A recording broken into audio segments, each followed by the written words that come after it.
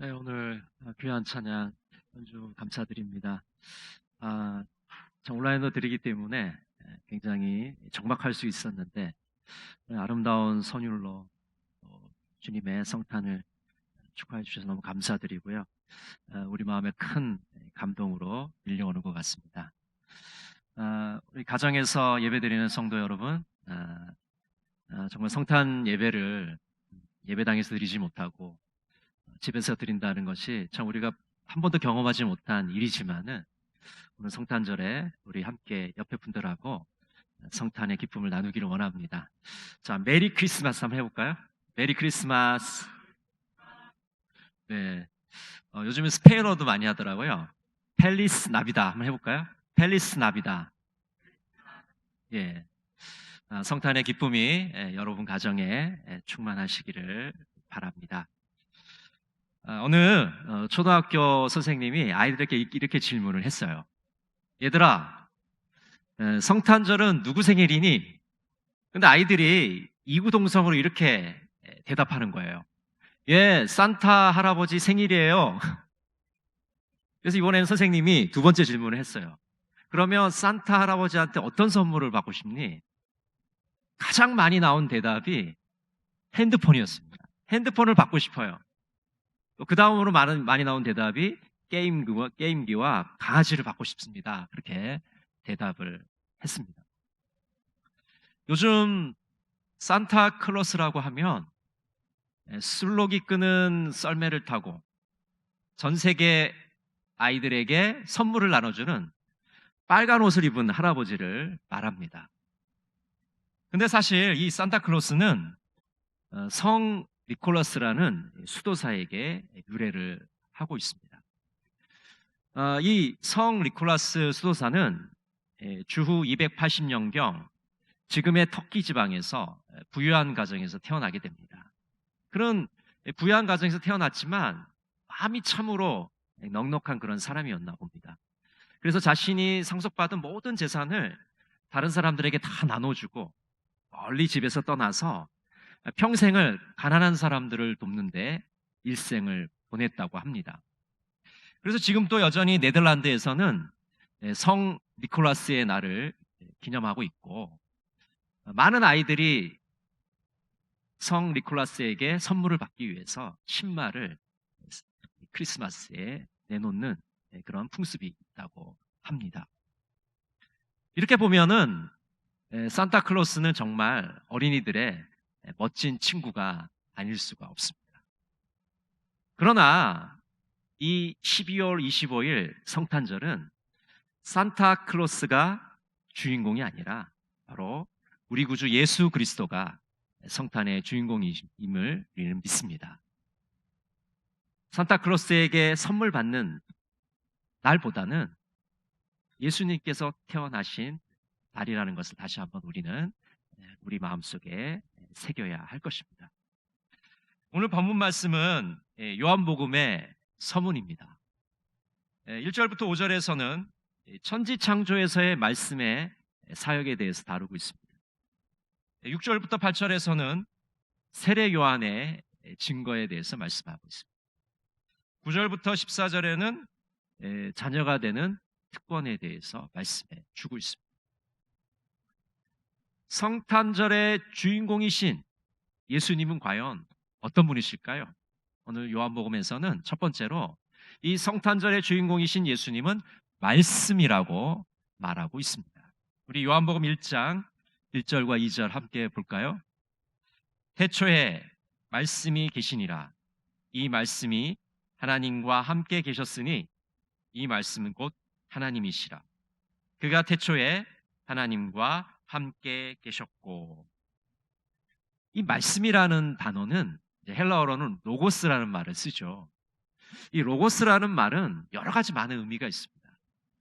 그 당시 헬라 철학에서는 이 우주를 다스리는 어떤 근본 원리인 이성을 로고스라고 불렀습니다. 그리고 우리 이제 기독교계에서는 하나님의 말씀, 또 뭐 주장이나 질문, 또 계산의 뜻도 담겨져 있습니다. 오늘 요한복음에서는 말씀은 하나님과 함께 계셨다고 말씀합니다. 그리고 태초부터 하나님과 계셨다고 말하고 있죠. 그리고 창조가 이루어졌을 때도 말씀은 계셨다라고 말하고 있습니다. 말씀은 창조된 피조물이 아닙니다. 말씀은 하나님이면서 동시에 하나님과 사귐 가운데 있다고 말하고 있습니다. 그러므로 말씀은 하나님이십니다. 어떤 학자가 이런 말을 했어요. 틀림없이 처음부터 하나님은 말씀하시는 자, 곧 자신을 드러내는 하나님으로 이해되었을 것이다. 하나님은 말씀하시는 분이라는 겁니다. 그리고 말씀을 통해서 창조 사역을 하셨습니다. 창세기 1장 3절에 보면 이렇게 말씀합니다. 하나님이 이르시되 빛이 있으라 하시니 빛이 있었고, 하나님이 이르시되, 하나님이 말씀하시니 빛이 생긴 것이죠. 이 우주 만물을 만들게 되었습니다. 오늘 요한복음 1장 3절은 이렇게 말씀합니다. 만물이 그로 말미암아 지은 바 되었으니 지은 것이 하나도 그가 없이는 된 것이 없느니라. 하나님의 말씀은 이 창조의 중개자라고 말하고 있는 것입니다. 하나님은 말씀으로 천지를 창조하셨습니다. 이 말씀이 바로 성자 예수님이십니다. 그래서 이 성탄절의 주인공이신 예수님은 말씀이라고 말하고 있는 것입니다. 두 번째로 성탄의 주인공이신 예수님은 생명이라고 말하고 있습니다. 오늘 요한복음 1장 4절 상반절은 그 안에 생명이 있었으니 라고 말하고 있습니다. 예수님께서 생명의 근원이라고 말씀하고 있는 것이죠. 요한복음 11장 25절 우리 같이 한번 볼까요? 예수께서 이르시되 나는 부활이요 생명이니 나를 믿는 자는 죽어도 살겠고. 여러분, 우리가 가지고 있는 이 목숨도 예수님에게서 나온 것이지만 우리가 앞으로 천국에서 영원토록 사는 삶도 예수님께서 우리에게 주신 것입니다. 영원한 생명을, 영원한 삶을 주님께서 우리에게 선사하신다고 말하고 있는 것입니다. 요한복음 10장 28절은 이렇게 말씀합니다. 내가 그들에게 영생을 주노니 영원히 멸망하지 아니할 것이요 또 그들을 내 손에서 빼앗을 자가 없느니라. 우리가 천국에서 누릴 영원한 생명, 영생은 아무도 빼앗을 수 없다고 말씀하고 있습니다. 예수님께서 생명의 근원이 되시기 때문에 이 영원한 생명을 우리에게 선물로 주시는 것이죠. 그래서 예수님을 믿는 자마다 이 영원한 생명을 누리게 되는 것이고 이 영생을 소유하게 되는 것입니다. 여러분 믿으십니까? 우리가 예수를 믿으면 이 영생을 선물로 받게 되는 것입니다. 우리는 예수님 때문에 살아서나 죽어서나 풍성한 생명을 누리게 되는 것입니다. 세 번째로 성탄의 주인공이신 예수님은 빛이시라고 말씀하고 있습니다. 오늘 요한복음 1장 4절 하반절과 5절에서는 이렇게 말씀합니다. 우리 같이 한번 읽어볼까요? 이 생명은 사람들의 빛이라. 빛이 어둠에 비치되 어둠이 깨닫지 못하더라. 예수님께서는 영적인 빛의 근원이 되십니다. 초자연적인 빛의 근원이 되십니다. 그래서 오늘 요한복음 1장 9절에는 참 빛이라고 말씀해 주고 있는 것이죠. 여러분, 얼마나 많은 빛들이 있습니까? 수많은 빛들이 있잖아요. 근데 그 많은 빛 중에 참된 빛, 진짜 빛, 유일한 빛은 예수님이라고 성경은 말씀하고 있는 것이죠. 예수님은 세상의 빛이 되십니다. 우리 요한복음 8장 12절 같이 한번 읽어보겠습니다. 예수께서 또 말씀하여 이르시되 나는 세상의 빛이니 나를 따르는 자는 어둠에 다니지 아니하고 생명의 빛을 얻으리라. 여러분, 예수님이 세상의 빛이라는 게 무슨 뜻입니까? 예수님은 세상의 빛이기 때문에 예수님만 우리가 따라가면 어둠에 다니지 않는다고 말씀하고 있는 겁니다. 왜냐하면 빛이 비추는 곳에는 어둠이 존재할 수 없기 때문입니다. 여러분, 코로나 때문에 얼마나 우리가 어둠 가운데 있습니까? 이 고통 가운데 있습니까? 근데 예수라는 이 참 빛이 비치고 세상에 비치신 예수님께서 비치기만 한다면 이 코로나의 어려움을, 이 어둠을 우리는 이겨나갈 수가 있는 것이죠. 어둠은 빛을 깨닫지 못합니다. 어둠은 빛을 견디지 못합니다. 어둠은 빛을 이길 수가 없습니다. 빛이야말로 어둠을 내쫓을 수 있기 때문입니다. 예수님은 참빛이시고 세상의 빛이십니다. 이 성탄의 주인공이신 예수님은 이 세상의 어둠을 비추시는, 어둠을 몰아내시는, 어둠을 이기시는 세상의 빛이라고 오늘 말씀해 주고 있는 것입니다. 성탄의 주인공이신 예수님은 말씀입니다. 성탄의 주인공이신 예수님은 생명입니다. 성탄의 주인공이신 예수님은 참 빛이십니다. 이런 성탄의 주인공이신 예수님 앞에 우리는 이제 어떻게 해야 될까요? 이 성탄절에 이 예수님의 나심을 기뻐하는 이날에 우리는 이제 어떻게 해야 합니까? 오늘 성경은 성육신하신 이 땅에 오신 예수 그리스도를 영접하라고 말씀해 주고 있습니다. 여러분 한번 따라해 보실까요? 예수님을 영접하라. 지금 집에서 다 하시는 거죠? 네, 과자 드시면서 예배 드리시는 거 아니죠?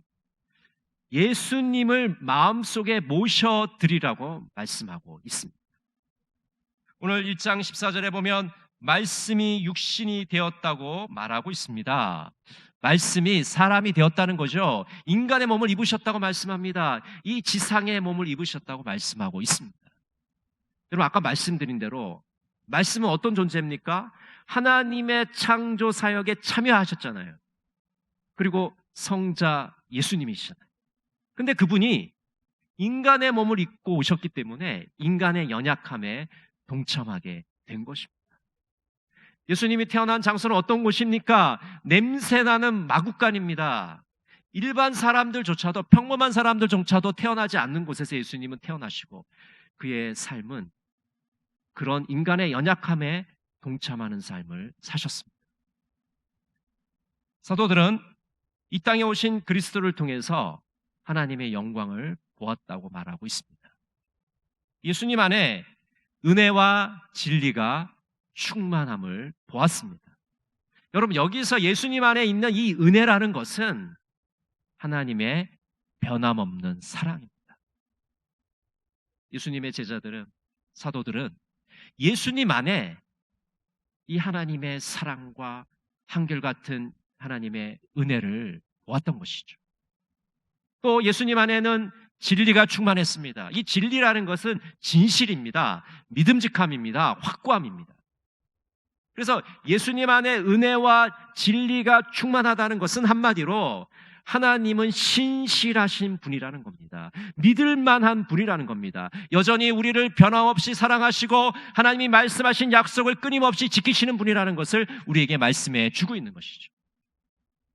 하나님께서 자신의 외아들을 이 땅에 보내셨다는 것은 하나님이 얼마나 우리를 사랑하시는 분이시고 그분은 얼마나 신실하신 분이심을 예수 그리스도를 통해서 우리에게 보여주시는 것입니다. 이렇게 이 땅에 오신 예수님을 백성들은 영접하지 않았습니다. 오늘 성경에 보면 이스라엘 백성들은 예수님이 그들의 왕임에도 불구하고 그를 알지 못했다고 말하고 있습니다. 이 알지 못했다는 것은 예수님이 오셨다는 소식을 듣지 못했다는 뜻이 아닙니다. 의도적으로 거절을 했다는 겁니다. 거부를 했다는 것이죠. 여러분, 이스라엘 백성들은 예수님을 어떻게 했습니까? 처음에는 예수님을 따라다니더니 나중에는 예수님을 결국 십자가에 못 박지 않았습니까? 예수님을 영접하지 않았습니다. 여러분, 예수님을 영접한다는 것은 어떤 의미일까요? 요한복음 1장 12절 우리 같이 한번 읽어보겠습니다. 영접하는 자, 곧 그 이름을 믿는 자들에게는 하나님의 자녀가 되는 권세를 주셨으니. 예수님을 거부하는 자들은 하나님의 자녀가 될 수가 없습니다. 그러나 예수님을 영접하고 마음속에 모셔드리는 자들은 하나님의 자녀가 됩니다. 자녀의 권세를 누리게 됩니다. 예수님을 영접한다는 것은 나의 삶을 예수님께 이제 맡겨드리는 것입니다. 예수님이 어떤 분이신지를 고백하는 것입니다. 여러분, 우리는 예수님을 나의 구원자여 나의 인생의 주님으로 고백해야 합니다. 오늘 성탄 예배를 드리시면서 예수님은 저의 구원자이십니다. 예수님은 저의 인생의 주인이십니다라고 고백하시는 여러분 되시기를 간절히 바랍니다. 예수님을 영접한다는 것은 믿음으로 말씀을 기꺼이 받아들이는 것입니다. 복음을 내 마음속에 모셔드리는 것입니다. 예수님을 영접하면 하나님의 자녀가 됩니다. 이렇게 하나님의 자녀가 되는 일은 하나님께 주도권이 있는 것입니다. 우리가 예수를 믿게 되고 하나님의 자녀가 되는 것은 우리 인간에게 주도권이 있는 것이 아니라 하나님에게 주도권이 있는 사건입니다. 오늘 요한복음 1장 13절 우리 같이 한번 보겠습니다. 이는 혈통으로나 육정으로나 사람의 뜻으로 나지 아니하고 오직 하나님께로부터 난 자들이니라. 여러분, 우리가 하나님의 자녀가 되었다는 것은 인간의 혈연 관계에 얽매인다는 뜻이 아닙니다. 인간의 결정에 따른다는 뜻도 더더욱 아닙니다. 예를 들어서 우리 부모님이 너무나도 예수를 잘 믿어요. 그러면 그 자녀들은 자동으로 천국에 가게 됩니까? 아니라는 겁니다. 혈연 관계에 있지 않습니다. 물론 부모님이 잘 믿으면 자녀들이 잘 믿을 가능성이 높죠. 그러나 자동으로 하나님의 자녀가 되지 않습니다. 또 우리가 대단한 결심을 하고 결단을 한다고 해서 천국에 가는 것도 아닙니다. 인간의 뜻에 구원이 결정되는 것이 아니라 하나님께 그 결정권이 달려 있는 것이죠. 하나님의 구원의 계획과 하나님의 구원의 의지가 우리를 하나님의 자녀로 되게 하는 것입니다. 우리의 구원이, 우리가 예수 믿게 되는 것이, 우리가 하나님의 자녀 되는 것이 우리 인간의 뜻에 달려있는 것이 아니라 하나님의 뜻에 달려있음을 고백하시는 복된 시간이 되시기를 간절히 바랍니다. 어떤 분이 크리스마스의 정신을 이렇게 좀 요약을 하셨어요. 가정에서는 친절, 일터에서는 정직, 사회에서는 남을 돕기, 불행한 이에게는 구제, 연약한 아이에게는 분담, 악인에게는 전도, 강자에게는 신뢰, 후회하는 자에게는 용서, 자신에게는 자제, 하나님께는 경외, 예배, 사랑. 모든 동기의 근본은 예수 정신. 예수님이 탄생하신 것을 기뻐하는 이날, 성탄절의 진정한 의미, 예수님께서 이 땅에 왜 오셨는지를, 그 예수 정신을, 크리스마스의 정신을 한번 깊이 되새겨 보시는 귀한 시간이 되시기를 간절히 바랍니다. 미국에 보스턴이라는 도시가 있는데 그 옆에 소머빌이라는 작은 도시가 있었습니다. 이 소머빌 시에서는 이제 성탄절이 가까워 오자 이 첫 번째 크리스마스를 모형으로 전시를 하게 되었습니다.